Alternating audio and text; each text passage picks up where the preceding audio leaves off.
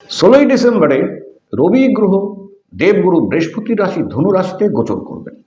যখনই রাশি পরিবর্তন করবেন তখনই একের পর এক রাজ্য বানাতে শুরু করবেন।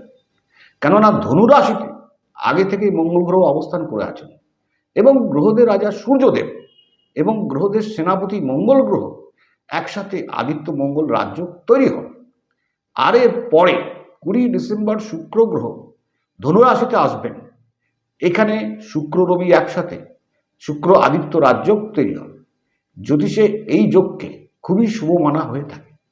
29 ডিসেম্বর বুধ গ্রহ ধনু রাশিতে গোচর করবেন। এখানে রবি বুধ একসাথে বুধাদিত্য রাজযোগ তৈরি হবে। এই যোগও মহত্বপূর্ণ মানা হয়ে থাকে।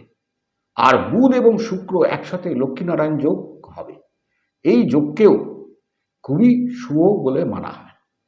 4 রাজ্য রবির গোচরে হবে আর 4 রাশির ভাগ্য বদলাবে। আর এই 4 ভাগ্যবান রাশি মেষ রাশি, সিংহ রাশি, বৃশ্চিক রাশি এবং ধনু রাশি।